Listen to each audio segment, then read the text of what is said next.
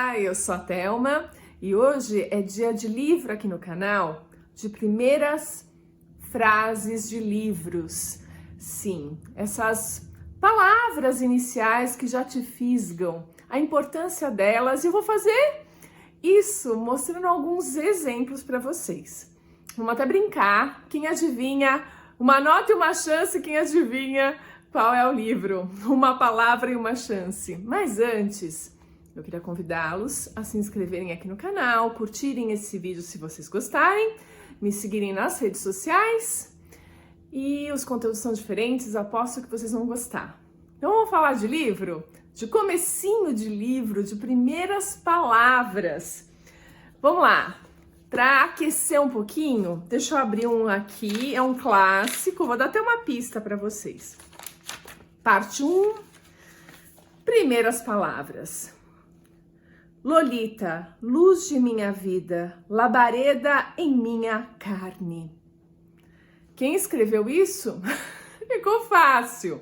Olha só como Nabokov consegue ser preciso. Eu li Lolita, a primeira frase, ele já nos dá o nome da personagem, Lolita, o centro dessa história. E ele consegue, em uma frase, já passar um recado importante aqui pra gente. O que nos espera durante esse livro? A luz da vida dele. A Lolita, veja, a luz da vida dele. A labareda em minha carne. Aí a gente já sabe o tom dessa história. Não é incrível? Ele escolheu perfeitamente como abrir Lolita. Já passou todos os recados possíveis aqui, com poucas palavras. Olha como é importante essa escolha. Vamos lá, vamos continuar a brincadeira? Abri um outro livro aqui que eu adoro. Esse é um clássico moderno. Eu acho que é clássico. Mas a gente tem essa possibilidade de chamar de clássico. A gente tem definições bem amplas de clássico. E aqui eu adoro esse autor espanhol. Vou começar as primeiras palavrinhas aqui, hein? Um segredo vale o quanto valem aqueles dos quais temos de guardá-lo. Ao acordar, meu primeiro impulso foi contar sobre a existência do cemitério dos livros esquecidos ao meu melhor amigo. Precisa de mais alguma coisa? A Sombra do Vento, eu tô falando de Carlos Ruiz Zafón, que para mim é um autor clássico, moderno. E aqui a gente está falando dessa sequência de livros, que pode ser lido em qualquer ordem, que é o Cemitério dos Livros Esquecidos. E a gente já descobriu isso nesse comecinho. E com esse tom, eu acordei com vontade de contar para o meu amigo sobre o Cemitério dos Livros Esquecidos. Quem acorda com vontade de contar para o amiguinho? Você já vê que é uma criança. Que ela acordou empolgada porque ela descobriu um segredo muito grande. Olha quanta coisa ele passa pra gente. Então a gente já tem uma ideia de como vai ser esse livro. Vamos lá. Aqui, tem um bom aqui.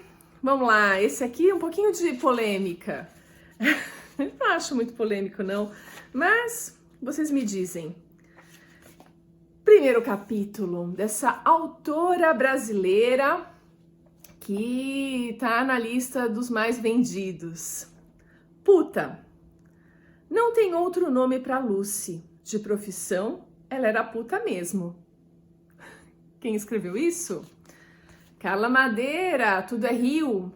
Ela começa incisiva, já dando o recado. E aqui, em especial a Carla Madeira, a palavra tem uma força muito grande, a musicalidade dela, ela não só é uma prosa quase que poética, é algo a mais. Então não é só o sentido da palavra, mas a sonoridade dela que conta, a forma como ela é colocada. E aqui ela abre com uma palavra, não é uma frase, ela só falou puta. Desculpe o palavrão. Mas é o contexto, ela tá contando de uma personagem e já dá esse recado nesse primeiro milésimo de segundo inicial, que faz com que você pense, opa, quero ou não quero ler esse livro? Ele também te dá essas pistas, te dá essa chance de escolha. Vamos lá para uma coisa mais moderninha, apesar que eu acho que Carla Madeira é bem moderno, mas os outros também eram, tirando o Nabokov, que era um clássico mesmo, vamos ver se aqui, dos livros mais moderninhos, né, digamos. Vamos começar, ela tem vários começos, sabe, mas acho que esse é o primeiro capítulo. Vamos lá. 19 anos antes de decidir morrer, Nora Seed estava sentada no aconchego da pequena biblioteca de Hazelden School, na cidade de Bedford. Olhava fixamente para um tabuleiro de xadrez em uma mesa baixa. E aí segue. Esse é para quem conhece esses autores mais recentes, esses best-sellers mais novos. Eu tô falando da Biblioteca da Meia-Noite. E aqui a temática eu acho que é delicada. Sabe que eu comecei a ler esse livro, mas eu parei, acho que no segundo capítulo. Não por nada, porque eu não tive tempo e eu tive que começar outras leituras. Eu acabei deixando de lado. Mas é uma temática delicada e tem gatilhos, como as pessoas chamam, né? Assuntos que podem despertar nas outras emoções muito fortes. E aqui ela abre com uma frase importante. 19 anos antes de decidir morrer, ela já deu a tônica da história. Então o leitor ele não pode dizer exatamente que não sabia o que ia acontecer. Ela já disse. Ela vai ter um momento onde ela decide morrer. Então são coisas importantes. O que eu queria mostrar para vocês foi o que eu fiz esses dias para trás, porque eu estava na fase de dar mais uma última revisada no meu livro antes de entrar para a revisão oficial da editora, fazer todo o processo normal dele. Como eu tinha ainda um tempinho, eu decidi fazer mais uma última leitura. E qual não foi a minha surpresa? Não é tanto surpresa não, acontece mesmo. O que eu tinha feito de primeiro capítulo, essa frase de abertura, não me agradou. Eu olhei e falei assim, ai, nossa, vai assim? Não gostei. Eu posso até depois, se vocês acharem interessante, procurar a versão anterior e ler pra gente comparar como ficou, como estava antes e como ficou. Como ficou até então, porque vai para a editora, meu editor pode dar algum pitaco, pode burilar ainda mais, eu acho ótimo tudo isso, mas precisava sim de um tapinha, de uma nova estrutura naquele começo tal. Então eu trabalhei bastante o primeiro capítulo, retrabalhei, e essa é uma tarefa muito comum dos escritores, o retrabalho, a releitura e o reescrever. E isso não é que, vou reescrever, você escreveu e você escreve mais uma vez, dá uma mudadinha. Não. Esse trabalho ele pode ser bastante árduo. Tem até histórias lendárias de escritores que diziam não fazer isso e de fato eles faziam pra caramba. O escritor ele pode até dizer que não faz, não faço, mas provavelmente faz sim. Para o texto ele sair na versão final dele, da forma como você quer, é melhor que você faça essa releitura e reescrever. Reescrever e reescrever até chegar num ponto que você gosta, até chegar nesse ponto desses começos que eu li para vocês. Não imaginem que isso foi de primeira, não foi mesmo. Vou pegar meu computador para ler mais alguns começos para vocês e também o começo do meu próprio livro. Peraí. Vou ler mais um outro começo que eu achei genial. Olha como essa autora brasileira, fantástica, uma das nossas melhores escritoras, começou provavelmente o livro mais famoso dela, mas vamos lá. Tudo no mundo começou com um sim. Uma molécula disse sim a outra molécula e nasceu a vida. Mas antes da pré-história, havia a pré-história da pré-história, e havia o nunca, e havia o sim. Eu posso continuar lendo, é maravilhoso. Olha como ela começou, ela já deu o tom, ela já disse: eu sou Clarice Lispector e vou surpreender vocês, porque tudo no mundo começou com um sim. Ela tem razão, tudo começa com um sim, a vida começa com um sim. É a Hora da Estrela, maravilhoso. Eu li isso aqui e falei, gente, que maravilha isso, né? Agora deixa eu mostrar para vocês o meu livro, vai. Vamos intercalar. Claro, não é que eu tô traçando um paralelo aqui, pelo amor de Deus, quem me dera. Mas é só para trazer um pouco de graça. Um pouco de graça. Então eu vou ler o primeiro parágrafo do meu prólogo, que começa a história. Então ela tá um pouco deslocada no tempo, começa na adolescência da protagonista e depois a gente já pula no primeiro capítulo para a vida adulta dela, mas vamos começar lá pelo passado. Os olhos de Beatriz vagavam pelo passado. Enquanto o gramado roçava os seus pés, a alma observava uma tempestade digna de pesadelos. Era uma visão onde o velejador de cabelos alaranjados e destreza no ofício pelejava no pequeno barco. Outros infelizes seguiam destinos semelhantes, perdidos no inferno sobre as águas. Por fim, o homem sumia no mar, vencido. Restava a ela reviver a cena fantasmagórica na qual perdera o pai. Eu li mais do que um parágrafo e mais uma frase. Mas aqui eu já dei exatamente a noção do que você vai encontrar aí nas névoas da tempestade. Eu falo da tempestade, que é uma tempestade vista pelos olhos da alma e não simplesmente vivida. Ela se repete nessas visões de Beatriz, que esses olhos da alma estão no passado, enquanto os pés dela roçam o chão, o gramado. Ela está no presente, mas olhando algo que já aconteceu. E aí eu explico que esse velejador, que é ruivo, que é muito parecido com ela, é o pai dela. E ela vê e revê a morte dele. Então com um parágrafo eu acho que eu consegui passar que existe uma parte dramática que vai abrir para um suspense de fato. Tem todo esse lado fantasia, é uma baixa fantasia, né? Eu não crio um mundo diferente, mas ela é uma pessoa que tem um dom, ela tem o poder de visões sobrenaturais, se é que eu posso dizer assim, se é um dom, se é um castigo, a gente não sabe exatamente, precisa ler o livro.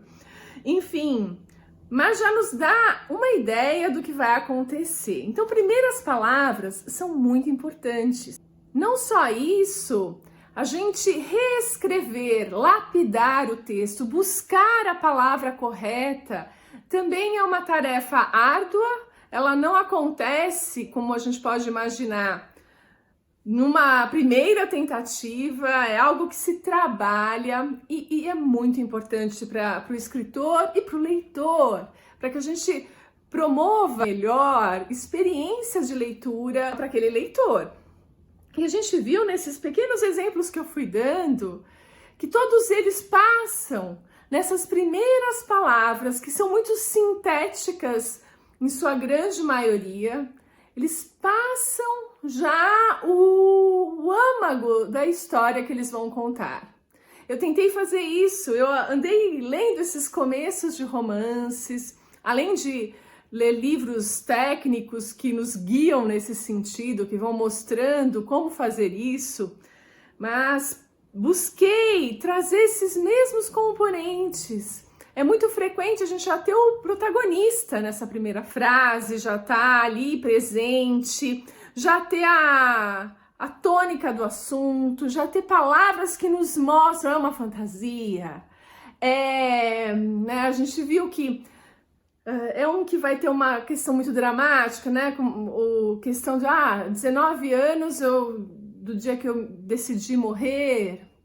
o Nabokov, quando fala de labaredas na carne, ou quando o Zafon nos coloca já no cemitério dos livros esquecidos, que ele quer contar para o amigo que visitou. Essa expressão, o cemitério dos livros esquecidos, já te dá uma dimensão muito diferente do que você vai encontrar nos 4 livros que ele escreveu, que podem ser lidos em qualquer ordem, mas você já sabe, um cemitério de livros que foram esquecidos. Tem uma magia aí. E eu procurei mostrar um pouco disso no meu parágrafo de abertura. Contar que é a Beatriz e que ela tem essas visões. Que ela é uma visão muito difícil e que ela se repete, é o pai dela. Em seguida eu vou dando mais detalhes do que o leitor vai encontrar durante toda a trama. Porque em seguida, não deu pra gente notar, vem a parte, o alívio cômico. Tem um alívio cômico que vai brincar com esse suspense. Começou leve, ela tá tendo a visão, mas isso vai se intensificando. Então tem essa mistura e tem romance também. A gente vai poder experimentar tudo isso no primeiro capítulo. É que no primeiro parágrafo só deu para colocar a essência da essência. Mas durante todo o primeiro capítulo, você vai ter uma ideia do que você vai encontrar durante todo o livro e o mistério que vai se resolver ao final.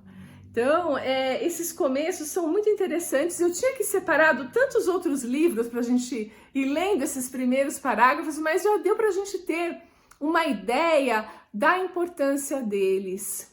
E como a gente precisa, como escritor, trabalhar bem, reescrever até chegar no ponto certo, para que o leitor tenha a experiência, a melhor experiência possível, dentro daquele universo que está se abrindo nessas primeiras palavras.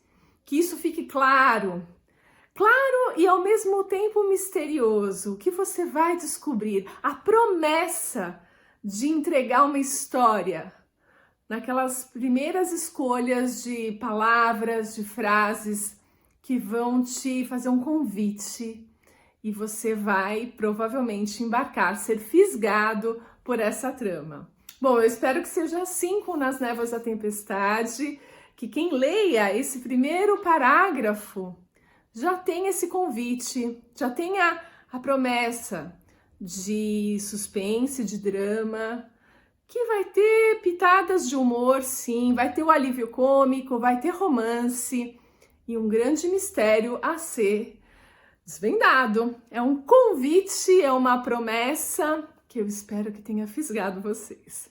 Eu fico por aqui e a gente se vê no próximo vídeo.